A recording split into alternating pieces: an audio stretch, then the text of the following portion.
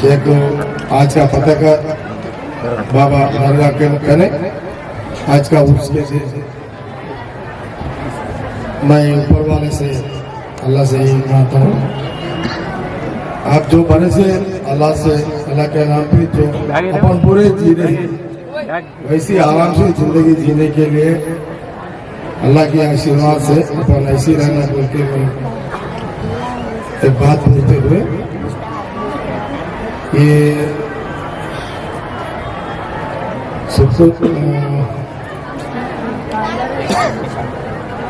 मेरा जिम्मेदारी है। मैं क्या हर एक मजहब का ईद का मैं आप तमाम हजरात को यहाँ पर हाजिरी की मुबारकबाद देता हूँ।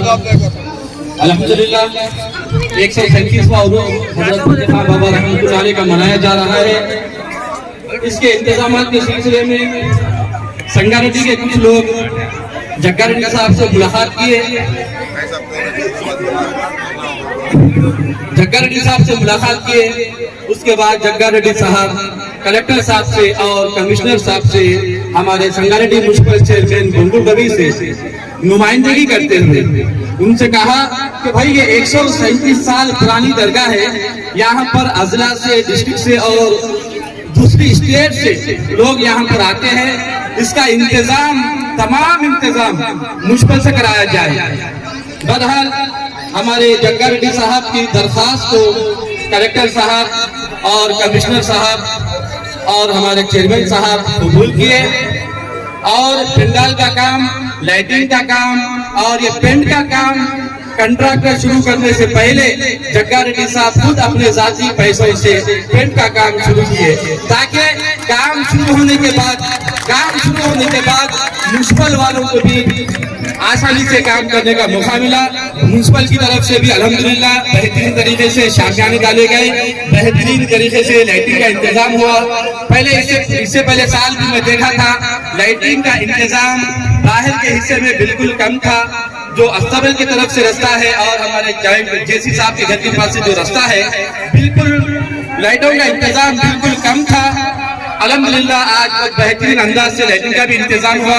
मैं म्युनिसिपल कमिश्नर साहब और हमारे कलेक्टर साहब का शुक्रिया अदा करता हूँ, जो हमारे जग्गा रेड्डी साहब की नुमाइंदगी को कबूल करते हुए म्युनिसिपल से जो है सो पूरा इंतजाम करे।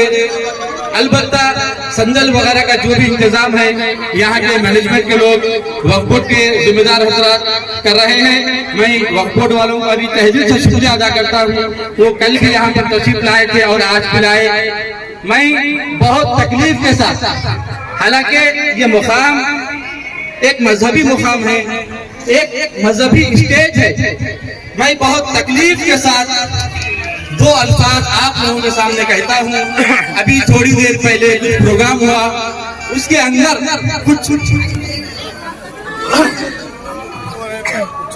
कुछ सियासी गुफ्तगू हुई। मैं जग्गा रेड्डी साहब के बारे में बताता हूँ। कोरोना के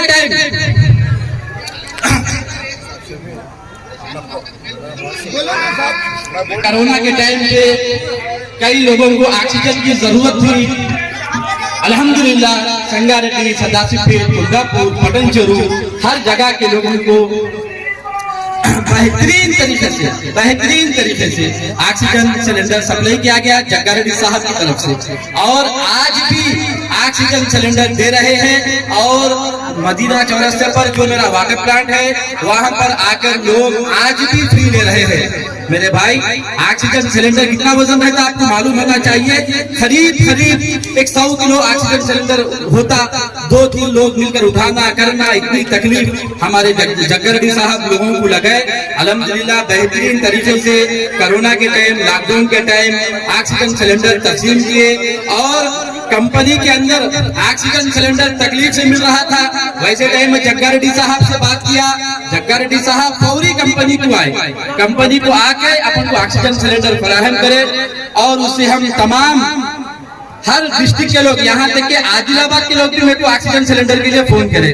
खैर मेरे को एक ये चीज, ये मजहबी मुकाम है, मजहबी स्टेज है, मेरे को नहीं बोलना था ये बात। मजबूरन बोलना पड़ा कि इससे पहले आए झूठे सच्चे बातें बोले चले गए। जग्गा रेड्डी साहब एक हमदर्द इंसान है, कोई उनके पास आता तो बिल्कुल खाली नहीं जाता। पिछले कोहिर में एक लड़की की शादी थी, आए वो लोग शादी में जग्गा रेड्डी साहब दे दिए। साथ वाले बोले साथ ही अपने एरिया के नहीं होते, इनका वोट अपने एरिया में नहीं है, आप क्यों दे रहे? साहब बोले भाई मैं वोटों के वहां से कभी काम नहीं करा, मेरी जिंदगी यही है कि अवाम की खिदमत करना।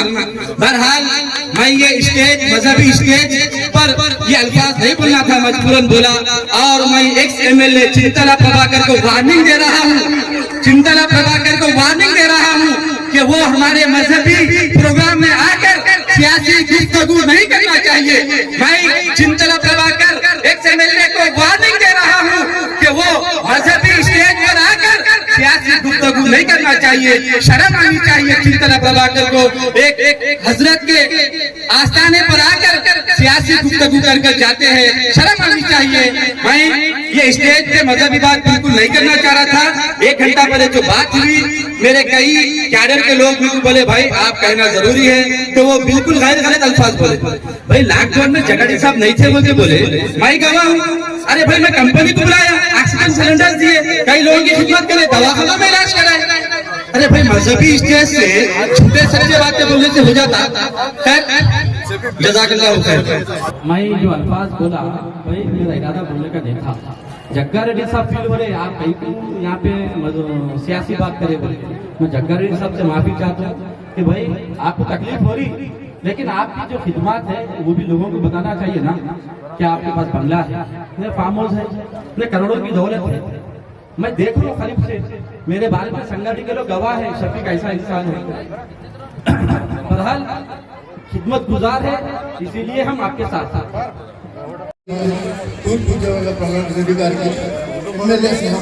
हमारी पूरी यहाँ के आवाम की तरफ से और मेरे तरफ से जग्गा रेड्डी को सलाम।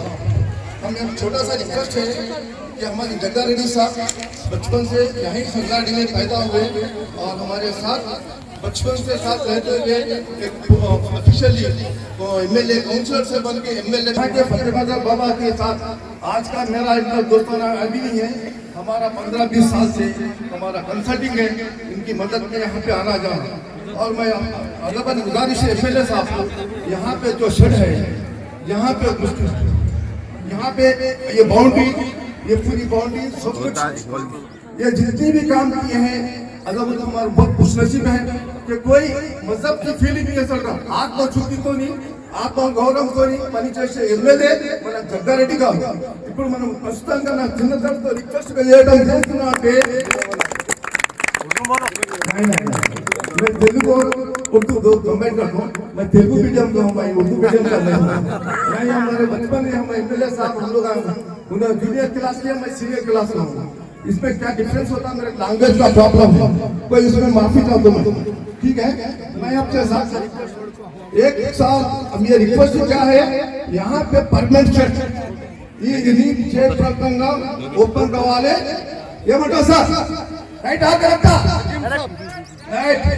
అది మనం క్లాస్ మనం అందరము ఒక్కసారి ఎంతైనా సరే మళ్ళా సంవత్సరం వరకు ఈ షర్ట్ తోని నీతోని ఎలాగలా తెప్పించుకుంటా మంచి పెట్టుకుంటాం. ఇంకోటి మీరు పోరాడే కమిటీలో కూడా అందరు మిత్రులు అందరు చూస్తున్నాము, నేను కూడా అది గౌరవంగా మీరు ఎంత కష్టపడుతున్నారు అందరికి తెలిసిన విషయం, అంత తెలిసిన విషయం मौका नहीं मिलता। यहाँ पे हम आते हैं, इतने अड्डी के साथ मिलने का मौका साहब कभी मिला है कि कभी मिलता नहीं, ठीक है। तो साहब आपसे ये रिक्वेस्ट है कि हमारा अब्दुल मल्ल इलाके शंकर